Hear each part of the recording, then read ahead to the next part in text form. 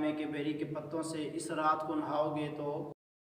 अस्सलाम वालेकुम, मैं हूं आपका दोस्त दानियल इकराम और आप देख रहे हैं यूट्यूब चैनल दानियल के साथ। जी मेरे साथ हज़रत मौलाना कायद राशिद अल मदनी मौजूद हैं। इनसे हम शब बारात के हवाले से कुछ सवालात हैं, उनके जवाब हासिल करेंगे शरीयत के ताबे। अस्सलाम वालेकुम। जी वालेकुम अस्सलाम वरहमतुल्लाहि वबरकातुहू। कैसे मिजाज हैं आपके? अल्हम्दुलिल्लाह अला कुल्ली हाल। जी सबसे पहले बहुत शुक्रिया आपका कि आपने हमारे लिए इतना वक्त निकाला इतने मसरूफ़ टाइम में से। हमने शब बारात के हवाले से आपसे कुछ सवालात के जवाब इस्लाम की शरीयत की रोशनी में लेने थे।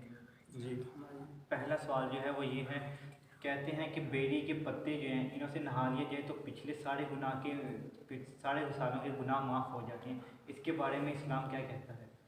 जी, इस तरह की कोई रिवायत मौजूद नहीं है या किसी हदीस में ये ज़िक्र आया हो कि शब बारात को अगर बेरी के पत्तों से आप नहा लेंगे तो फिर आपके सारे गुनाह माफ़ हो जाएंगे। इस तरह की कोई रिवायत मौजूद नहीं है।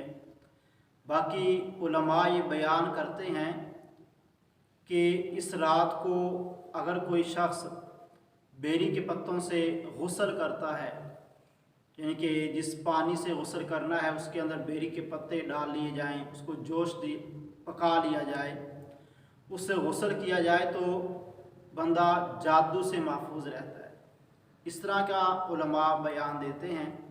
बाकी गुनाहों की मुआफ़ी के बारे में कि बेरी के पत्तों से इस रात को नहाओगे तो गुनाह मुआफ़ हो जाएंगे, ऐसी कोई बात नहीं है। हाँ, बेरी एक अच्छा दरख्त है, एक फलदार दरख्त है और इसका ज़िक्र जो है वो अहादीस के अंदर आया है बेरी के दरख्त के बारे में।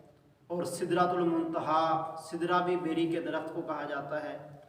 बाकी इसके बहुत सारे फ़वाइद हैं जो हमारे रूहानी लोग होते हैं या तबीब लोग, वो इसके इस्तेमाल का बयान करते हैं कि इसको इस्तेमाल करना चाहिए। बहुत सारे जादू टूना और इसी तरह के जो असरात वगैरह होते हैं उससे बंदा महफूज रहता है।